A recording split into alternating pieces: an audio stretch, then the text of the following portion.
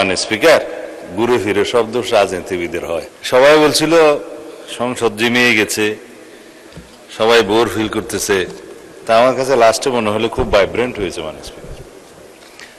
মাননীয় সদস্য রুমিন ফরহানা বলেছেন প্রতীকী ছাঁটাই, আসলে তিনি এনেছেন মিতব্যয়ী ছাঁটাই, প্রতীকীটা 1 টাকা হয়। বলেছেন রাজনীতি পেশা এবং আমলা পেশা এই 2 জায়গাতেই দুর্নীতি হয়। দুর্নীতি দুর্নীতি দুর্নীতি সব জায়গায় হয় মাননীয় স্পিকার, ঘুরে ফিরে সব দোষ রাজনীতিবিদের হয়। কিন্তু যতগুলো ফাইল স্বাক্ষর হয় লাস্টে রাজনীতিবিদকে স্বাক্ষর করতে হয়, ওই জন্য সব দোষ তার। এর বেশি বলতে চাই না। তিনি বলেছেন রূপপুরে বালিশ দুর্নীতি হয়েছে, পর্দার দুর্নীতি হয়েছে, সবকিছু মেগা প্রজেক্টের মেগা দুর্নীতি হয়েছে, ব্যাংক লুট হয়েছে।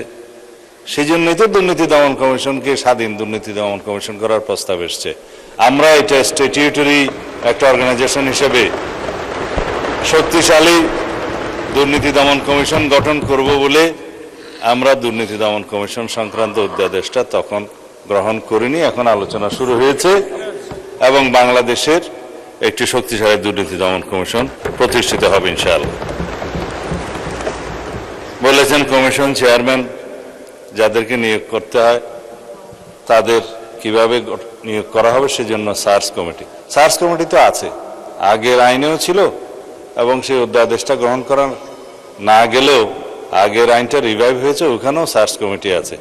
সেই সার্চ কমিটি অনুসারে দুর্নীতি দমন কমিশনটা গঠন করার জন্য, সার্চ কমিটি গঠনের জন্য যেই কমিটি গঠন করার উদ্যোগ নেওয়া হয়েছিল, দয়া করে কালকে মাননীয় প্রধান বিচারপতি অনেক দিন পরে তার প্রতিনিধি নিয়োগ করেছেন, বহুদিন গড়িয়ে গেছে।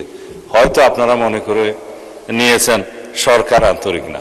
সরকার আন্তরিক ছিল, চিঠি দিয়েছে সার্চ কমিটি গঠন করা হবে, দুর্নীতি দমন কমিশন গঠন করা হবে, কিন্তু আমরা সহযোগিতাটা পাইনি। গতকালকে কেবল সই করে দিয়েছে। এখন সার্চ কমিটি গঠিত হবে, দুর্নীতি দমন কমিশনও গঠিত হবে, দুর্নীতির সমস্ত বিষয় অ্যাড্রেস করা হবে। তবে আপনাদেরকে আশ্বস্ত করতে চাই, এটা হচ্ছে একটা মধ্যবর্তী ব্যবস্থা। দুর্নীতি দমন কমিশন আইনটা পার্লামেন্টে নিয়ে আসলে বিলটা, তখন একটা আরো শক্তিশালী দুর্নীতি দমন কমিশন গঠন হবে, আইনটা গঠন হবে, তখন আমরা সেখানে আলোচনায় অংশগ্রহণ করতে পারবো। আলোচনার ভিত্তিতে, সমঝোতার ভিত্তিতে একটি দুর্নীতি দমন কমিশন আইন গঠিত হবে। কিন্তু মধ্যখানে আমাদেরকে দুর্নীতি দমন কমিশনটা ফাংশনাল করার জন্য একটা সার্চ কমিটির মধ্যে দিয়ে, আগের আইনটার মধ্যে দিয়ে একটা কমিশন গঠন করে ফেলতে হবে।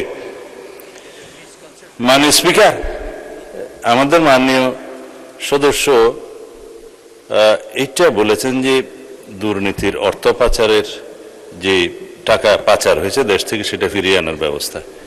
আমরা এখানে অনেক আলোচনা করেছি। একদিন আমি একটা কাগজ নিয়ে এখানে কিছু তথ্য দিয়েছিলাম, সেটা হচ্ছে state of the state economy since 2009 to 2023। এটা হচ্ছে state of the Bangladesh economy, যেটা পাস্ট রেজিম ফেসিস্ট গভর্নমেন্টের সময় কি অবস্থায় ছিল তার উপর একটা হোয়াইট পেপার রেডি করা হয়েছিল। সেটা রিপোর্টটা পেশ করা হয়েছিল মাননীয় প্রধান উপদেষ্টা ইন্টারিম গভর্নমেন্টের কাছে। এই কমিটির সভাপতি হিসেবে দায়িত্ব পালন করেছিলেন প্রখ্যাত অর্থনীতিবিদ দেবপ্রিয় ভট্টাচার্য। এখানে সামারিতে এক লাইনে শুধু বলি, কারণ সময় বেশি নেই, সবাই মাগরিবের নামাজের সময় চলে আসছে। 29,25,000 কোটি টাকা, ক্ষেত্রমতে প্রায় 30 লক্ষ কোটি টাকা বাংলাদেশ থেকে পাচার হয়েছে।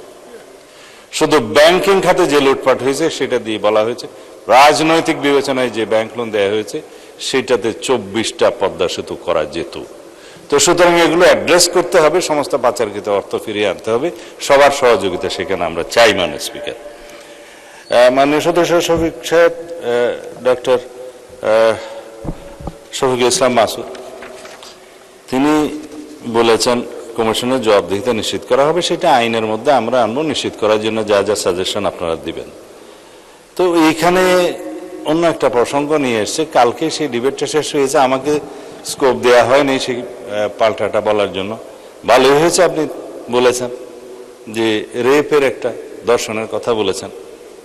এটা মানে স্পিকার, আমাদের মাননীয় বিরোধী দলীয় নেতা জামাত ইসলামের সম্মানিত আমির সাহেব একটা স্ট্যাটাস দিয়ে বলেছিলেন জিশান নিখোঁজ হওয়ার 19 ঘন্টা পার হয়ে গেল, সরকার এখনো উদ্ধার করতে পারেনি, কি করছে? তো সেজন্য 19 ঘন্টা পার হওয়ার পরে মাননীয় স্পিকার সরকার কি করেছে সেই বয়ানটা দিয়েছিলাম। এইটা সরকারের পক্ষে দায়িত্ব। এখন কালকে আমি বুঝিনি আসলে তারা কি দর্শনের পক্ষে কথা বলেছে না বিপক্ষে কথা বলেছে, কারণ মাননীয় মন্ত্রী, আমরা তো দুর্নীতি দমন কমিশন নিয়ে আলাপ করছি। ঠিক আছে, এটা তাইলে দুর্নীতিতেই যাচ্ছে। মাননীয় স্পিকার দুর্নীতির ক্ষেত্রে বলেছে উচ্চ এবং নিম্ন দুর্নীতি। আইনে কিন্তু ডেফিনেশনে উচ্চ দুর্নীতিও নাই, নিম্ন দুর্নীতিও নাই। দুর্নীতি এবং দুর্নীতি একই ডেফিনেশন। এখানে দুর্নীতি ছোট হয় না, বড় হয় না। যেমন দর্শন ছোট হয় না, বড় হয় না, সবই সমান। রামিসা আর জিশান সবই সমান দর্শনের ক্ষেত্রে। মাননীয় স্পিকার একটার বিচার চাইবে আর একটা চাইবে না, তা হয় না। আমরা দুর্নীতি দমন কমিশনকে যেহেতু শক্তিশালী করতে চাই, এটা জাতির প্রত্যাশা, সেজন্য এখানে কিছু ইনফ্রাস্ট্রাকচার আছে, কিছু আইনে আছে, কিছু রেভিনিউ বৃদ্ধি আছে। সব মিলিয়ে যে অর্থটা ব্যয় হয়ে গিয়েছে সেটা তো ইন্টারিম গভর্নমেন্টের সময় হয়ে গেছে, আগামীতে আরো হয়তো আসবে। সুতরাং এই ব্যাপারে ছাঁটাই প্রস্তাবগুলো নাম